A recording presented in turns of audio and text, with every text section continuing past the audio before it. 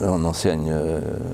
alors, oui, on enseigne mal l'histoire pour une raison simple, c'est que on cède à la statistique. L'histoire, c'est pas la statistique.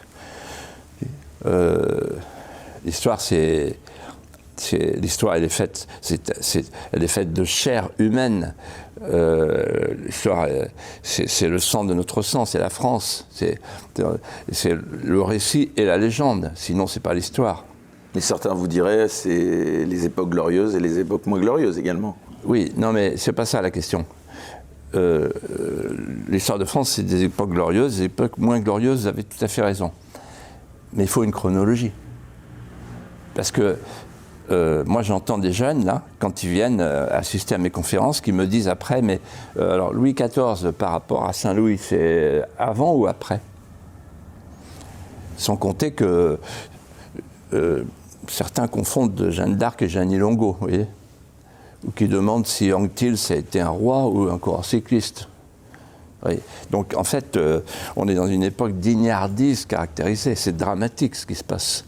On n'enseigne plus l'histoire. C'est-à-dire qu'on est dans toute l'histoire de l'humanité, avec les Incas à la fin et les Amérindiens, peut-être la fin de l'Égypte aussi, un des peuples rares qui a derrière lui un chef-d'œuvre et qui ne le transmet pas. C'est incroyable. Pourquoi les Français sont, selon vous, si durs avec leur propre histoire? Si dur? Oui, pas du tout, parce qu'ils ne la connaissent pas. D'abord, on leur a dit que l'histoire commence en 1789. Donc ça fait 2 siècles, et c'est un peu court, jeune homme. Bon, et puis donc eux-mêmes, ils vont chercher l'histoire. Mais la soif d'histoire de France, elle est immense. Il y a un critère. Regardez le succès de Franck Ferrand, de Stéphane Bern et de tous les grands historiens, Michel de Légère, Christian Petit-Fils, etc. C'est des succès de librairie énormes. Et de télévision. Donc ce sont des âmes en manque, des âmes appelantes, suppliantes, et qui disent, Éric, qui disent ceci: rendez-nous nos racines. Les gens cherchent la source vive. Ils cherchent le sacré, ils cherchent le sacré d'incarnation. Voilà.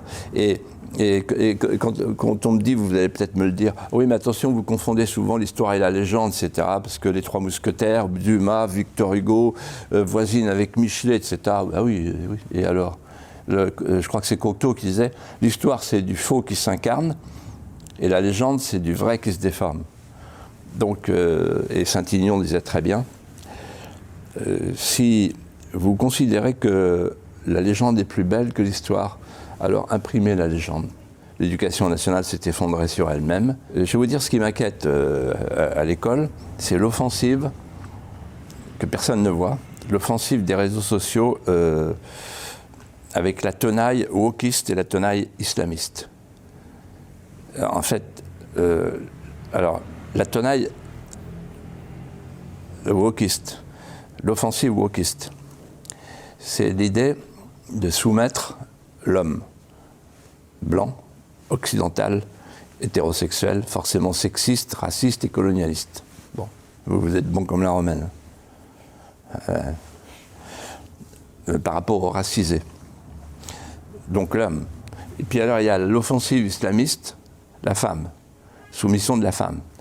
On prend possession de son corps et on la voile.